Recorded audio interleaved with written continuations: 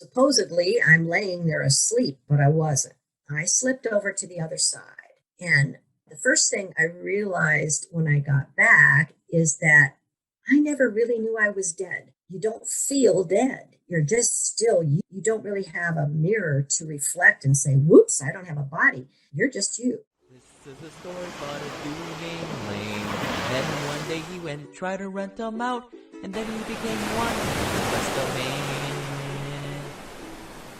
Hey, Simple Passive Cash Flow listeners. Today we have Mary McDaniel here, who is an author of a great book that you can find on Amazon called Misfit and Hell to Heaven Expat.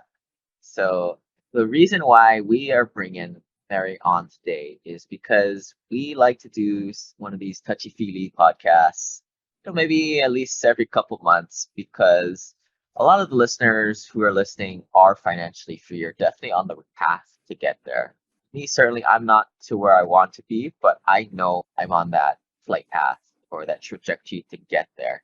So I really try and make a conscious point to smell the roses along the journey. And you hear it all the time, even though you half-heartedly think it's stupid.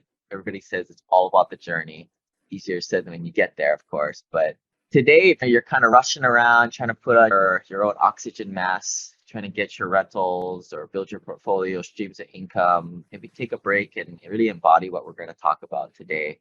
But yes, Mary, you want to give some quick background on yourself? You used to be a property, just like the rest of us, rental property owners. Yeah, started out, just went to school and was an English major, and then got married, had a couple of kids, got divorced, and then needed a job.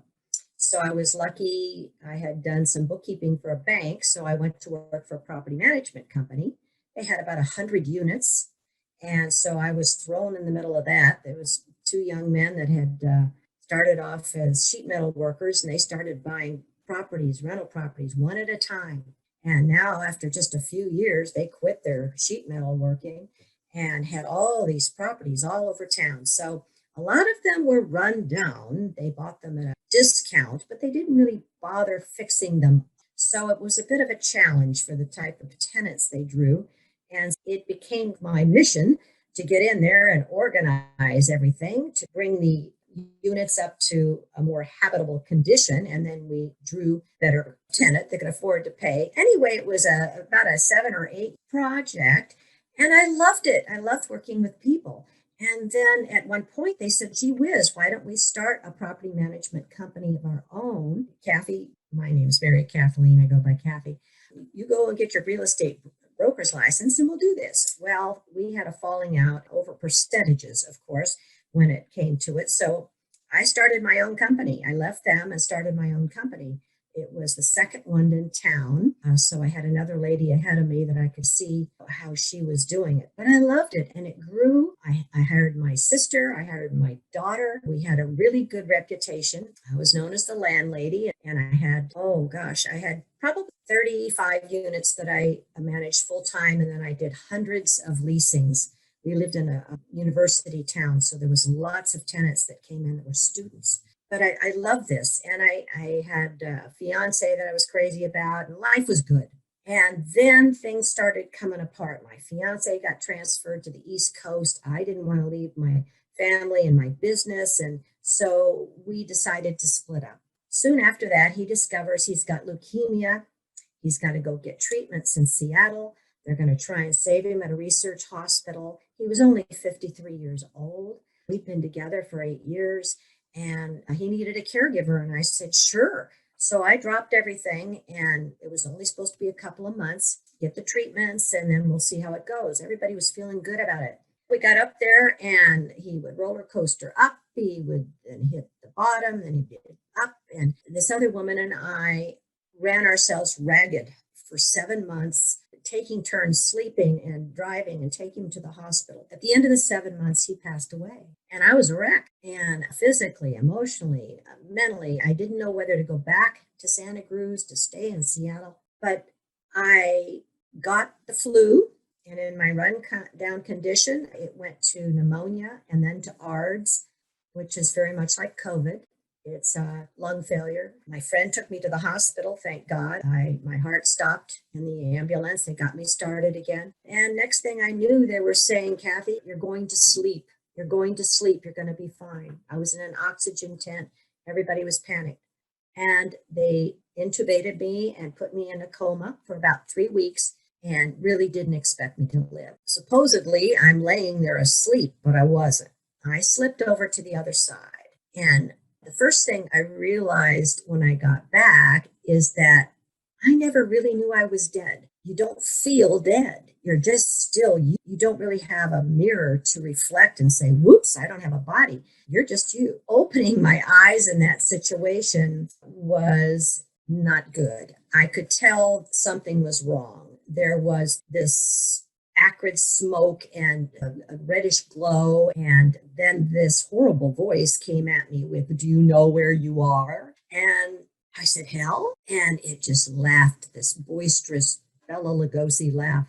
I took off running because I was to do. I was terrified. It was a long process in that place.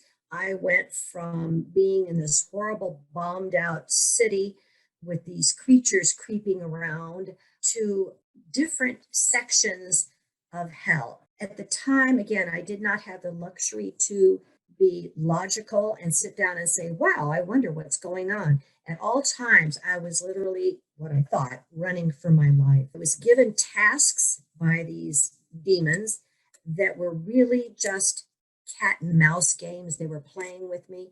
The tasks were impossible, or they were disgusting, or just terrible. Take my word for it, that I refused to do that. Every time I refused to do something, I was thrown into a worse situation. They kept saying that I should despair. I should just give up. I was never getting out.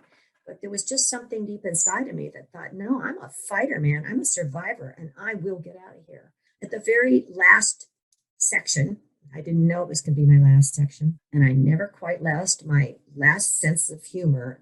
I did something, and it's all explained in the book, but it had to do with singing a Christmas carol in hell, and that's not done. So with that Christmas carol coming to the words of Jesus, boom, I found myself in this huge white light space, and I was filled with joy and love. And it sounds so trite. You hear people talk about this all the time, but when it's you, it's a totally different party. And I knew, again, I did not know I was dead. I just knew that I'd forgotten everything that had happened before. I had no recollection of hell, no recollection of my family on earth, my job, nothing. I was just in this totally wonderful place that I didn't ever want to leave. And when I looked up and looked around, I saw my friend, the one who had died. And I thought, oh my gosh, I was so thrilled to see him because he looked great.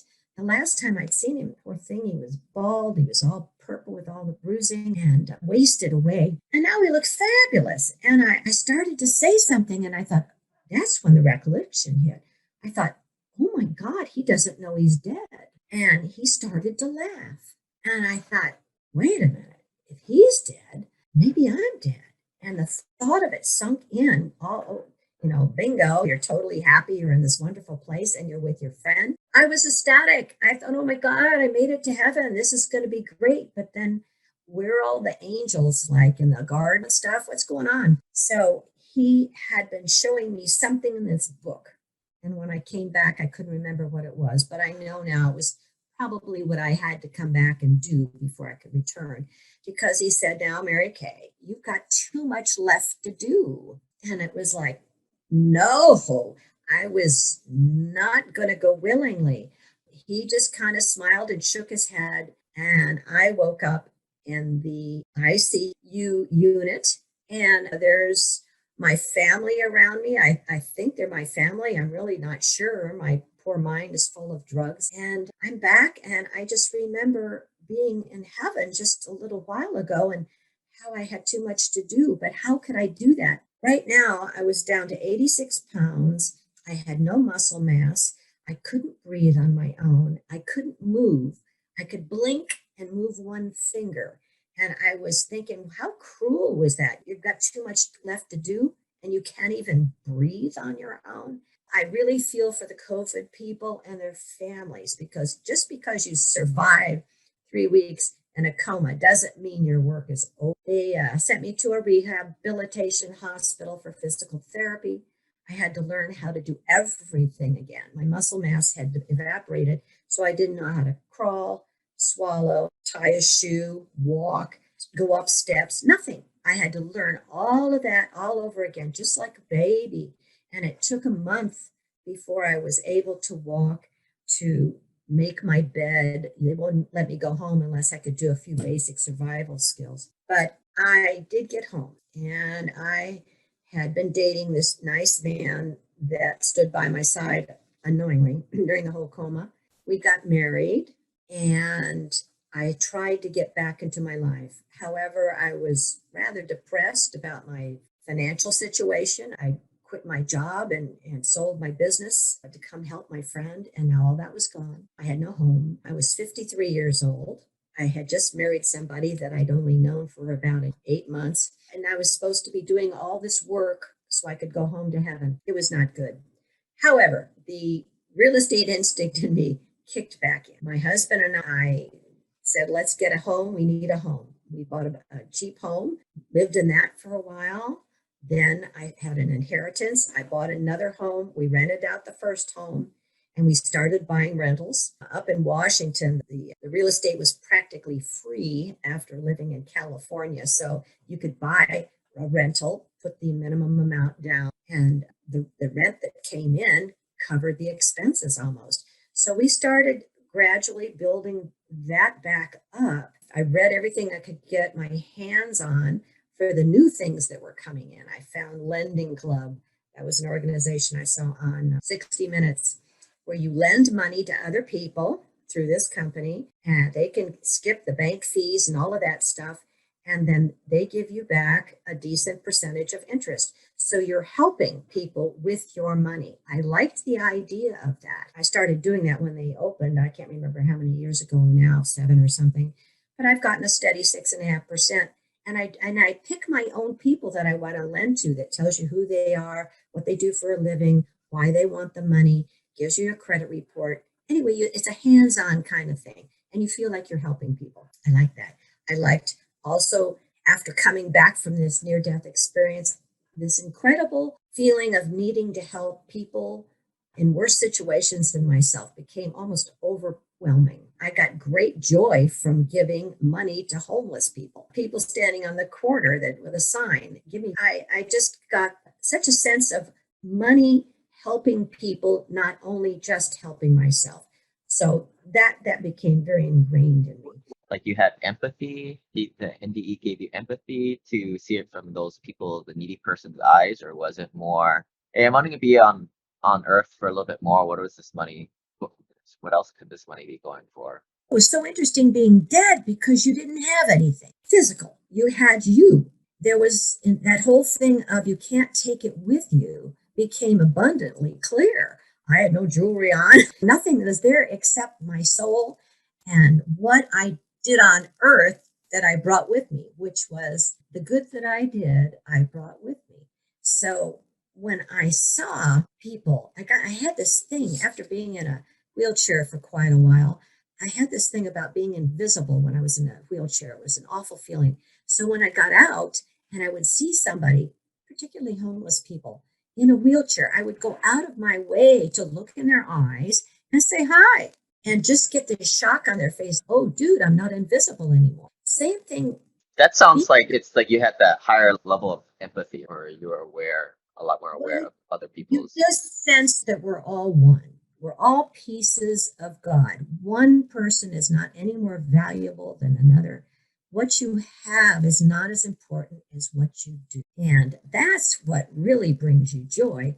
It just seems to me that money is a wonderful thing, and it's because you can use it to do things. Just to hoard it, or just only for myself, just brings a hunger for more. That's what I found. I still love my real estate. I love what it can do for people. I have a real empathy for homeless. My book, I didn't get into it to make money. I know I was sent back to write it. The book is more than just that one little 3 or 4 chapters about hell. It's about my whole life and my family's lives, going way back a couple of generations up till now, and how we all struggle with things and we have to help one another. And I don't know, I just feel like the homeless are the people that need the most help. So I'm an advocate that direction. Any money I make, half of it goes here in Tacoma. And I've already given them a lot more than I'll probably ever make. But it's always worth it. You just go downtown sometimes and drive around and see the people sitting around in the corner, particularly up here when it gets cold in the winter, with nothing. If it doesn't move you, it's probably something you should think about. But yes, we all have to provide for ourselves and our family. But there's that need to also share. And that's what we usually teach our children when they're small, share. But we can't lose that lesson. So what this is called, guys, is an NDE, near-death experience. It's like an epiphany moment. I don't know what you would call, like a lot of you guys who I talk to has some kind of experience at work where you get fired or you get passed up for a job or you go to someone's retirement party and they have crappy Chinese noodles to wish somebody off for 50 years of hard work and dedication. And similar, it's a turning point in your life that you see another perspective and it takes you down another path. But because Kathy, you're in this realm of NDEs. Do you see how other people react to it? Have you seen any other perspectives that you've seen from other people's NDEs that you've spoken to as you shared your experience? It's very lonely when you get back from a near-death experience because most people don't believe you. They don't have any understanding. The only ones would be sometimes emergency personnel who've seen this before. They'll believe you, but your family doesn't want to hear about it. They tell you it was the drugs. It didn't really happen. It was a dream. But this is a life-altering experience. This is something that doesn't go away and it changes you forever. And it took me about 10 years to get up to 𝐢𝐬𝐥𝐚𝐧𝐝, which is the International Association of Near-Death Studies in Seattle, to where I found an organization of hundreds and thousands of people all over this world that have had NDEs, and to go to their annual conferences and the monthly meetings and just be surrounded by people who have had this experience and who are also changed and are living in the world, and they love living in the world, but they can't wait to get home. That's what changes you. You lose all fear. Nothing really can throw you off the rails much anymore, whether it's politics or money or whatever. It's all going to be okay. This life is really just a play, and I've learned from other people. We choose to come down here and be who we are and learn the lessons we want to learn. And God isn't picking on us. It's something we've chosen. So I can give up victimhood. I can stop saying that person was mean to me if they hadn't done this.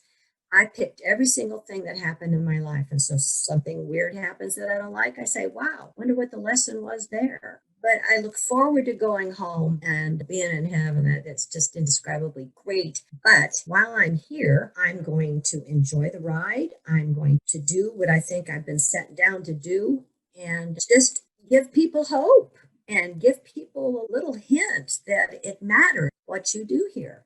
Most people up there get a life review. God's not up there with a book saying, okay, you did this, you did that. God does not judge us. We get a life review, and it's not even a matter of judging ourselves. We just get to see what our actions did to every single person we ever came into contact with our whole lives, and to feel how they felt when we interacted. So when we're interacting with people in a loving and kind way, we'll be able to feel that. If we're being mean and stingy and hurtful, we'll be able to feel that too. It can't help but change you having that realization, having that happen to you. Yeah, I'll say, like, in our community, I've now doing this podcast since 2016. Hundreds of thousands of people I've come into contact. I still do free intro onboarding calls to new folks who join the club at SimplePassiveCashflow.com/club. But I see so many different financial profiles, and more importantly, I see the similarities with the people who are going to reach financial independence and happiness and those who don't. And the guys who don't, they have this what's in it for me type of mentality. They'll come into I have a free Facebook group, which is a kind of a neat way so I can filter people into the community. These are the guys who's intermittently coming into the group and asking some random, oh, Does anybody have a referral for this? Does anybody for this? Everything's me. They're so chingy with their money, like you said, right? And I get it. I was the same way, and that's why I pick it up so quickly, because I was that same way. It's the people who, from what some of my mentors that spend money freely, especially on like expanding the business or going on a trip to go visit a property. I see the stark contrast between somebody who doesn't want to spend $50 on some kind of ebook to learn, and they continuously go to these free resources. CFEs is what I call them, cheap, easy, free. And it's funny because they don't realize what they're doing. And everybody else who's in the inner circle, who has that more abundance mindset, they can point these people out super easily, and they distance themselves from those individuals. And unfortunately, these individuals never know. But I'm saying this because maybe take a self-awareness check of yourself. Are you somebody who, when money stops at you, do you hoard money like Scrooge McDuck? And it's okay to like to see the numbers rack up in the bank account. I love doing that. That's one of the fun things I like to do in the weekend, is check my bank account. I'm not gonna lie. But are you somebody who it's hard to give away, especially to other people, or do you spend money on education or meeting other people to expand your network, to expand your net worth, or do you hold it back for that next investment? But don't want to get too preachy here, but I'm just saying, hey, us in the inner circle, we see these stark contrasts, and these people never get to, because they have that type.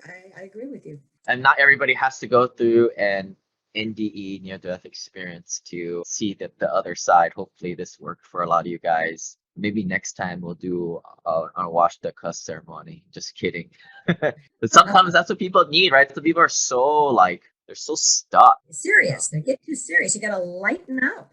And the last thing I'll end with, and this kind of goes in with our retreat that we do every year and the communities that we try and foster, is at the end of the day, y'all are going to be financially independent in likely 5 to 10 years if you invest in the right stuff. You get on the simple passive cash flow gravy train, you get the passive losses, you pay less taxes.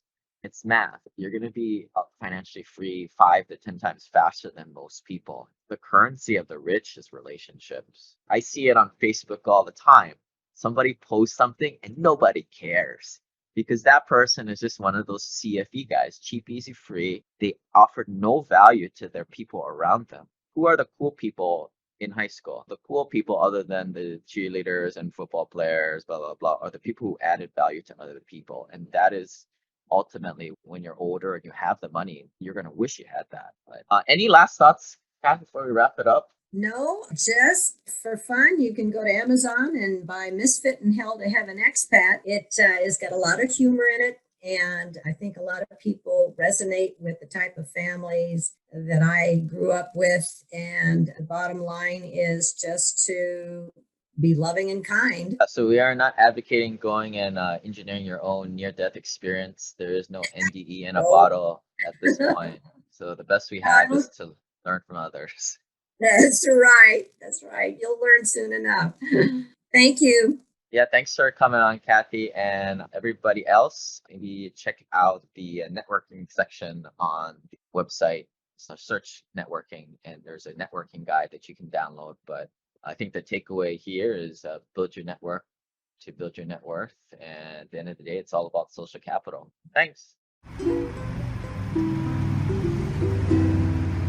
This website offers very general information concerning real estate for investment purposes. Every investor's situation is unique. Always seek the services of licensed third-party appraisers and inspectors to verify the value and condition of any property you intend to purchase. Use the services of professional title and escrow companies and licensed tax, investment, and or legal advisor before relying on any information contained herein. Information is not guaranteed, as in every investment there is risk. The content found here is just my opinion, and things change, and I reserve the right to change my mind.